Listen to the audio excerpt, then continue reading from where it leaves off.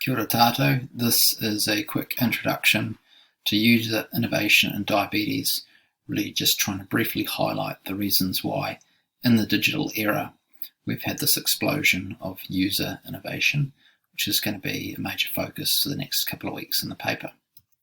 So quick recap for you all.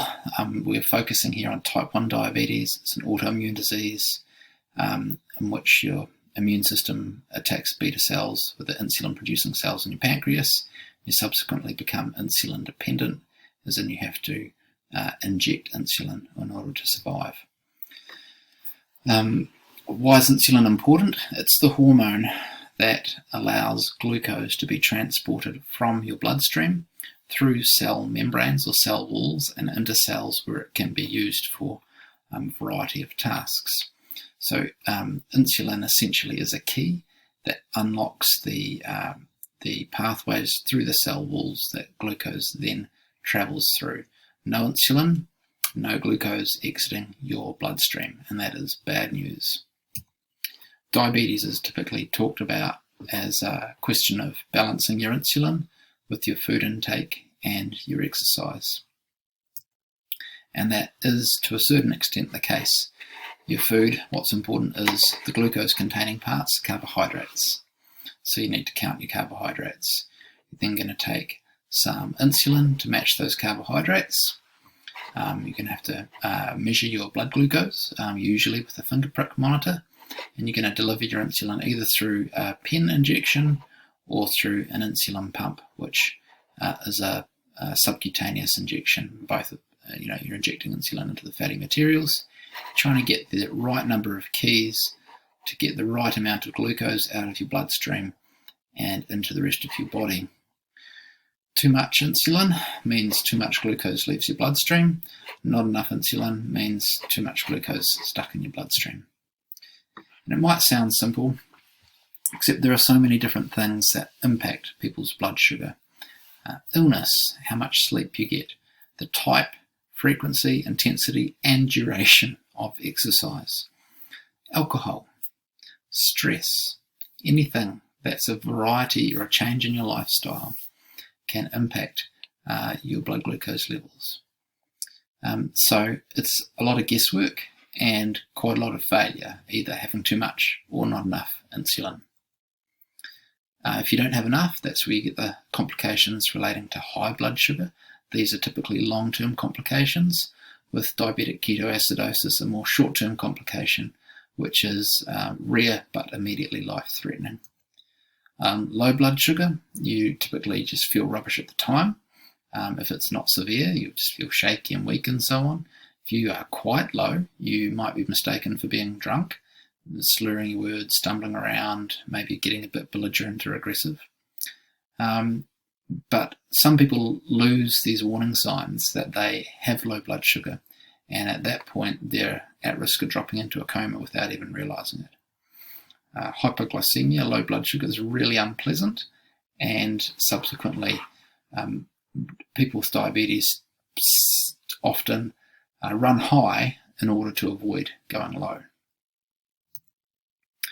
Diabetes is particularly distinctive for the high burden of care it places on people with diabetes and their families. You are living with a condition you need to constantly monitor and make treatment decisions on 24 hours a day, 7 days a week, 365 days of the year. Diabetes never takes a holiday. So there's a significant psychosocial burden here. I wrote out a normal day, a normal work day for me before I had children.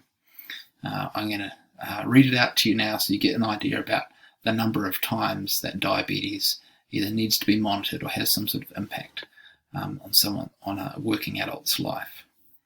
I wake up and test my blood sugar, inject insulin via my insulin pump, and spend 15 minutes stretching. After stretching, I weigh out my cereal, fruit and yogurt and have breakfast. I then get dressed and check my blood sugar before walking the dog. Take jelly beans and my blood glucose meter on the walk in case I have low blood sugar while walking. I get back and get ready for work. I check my blood sugar before biking to work. I bike to work. I work.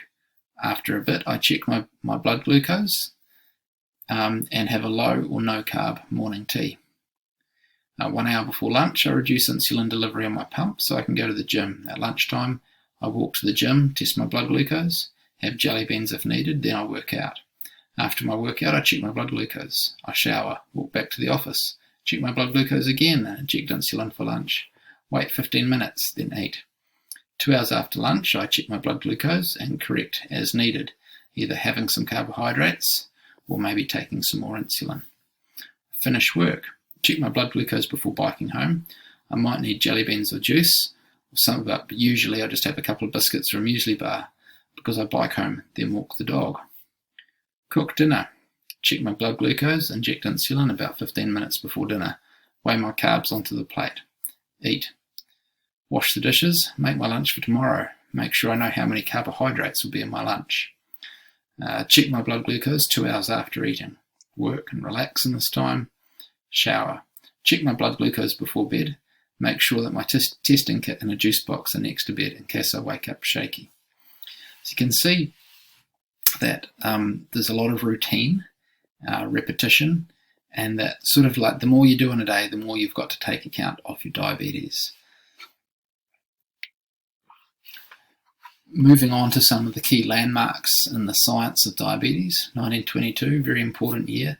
That's when insulin was isolated and first used to treat human patients. Before that, type 1 diabetes was a death sentence. 1946, first ability to test glucose was developed, urinary test strips. 1981, blood glucose test strips, a huge breakthrough, along with insulin pumps first being developed. 2000s saw insulin analogues being developed. These were both faster acting and longer acting than traditional insulins, as well as continuous glucose monitors, which could give you a blood glucose reading every 5 minutes.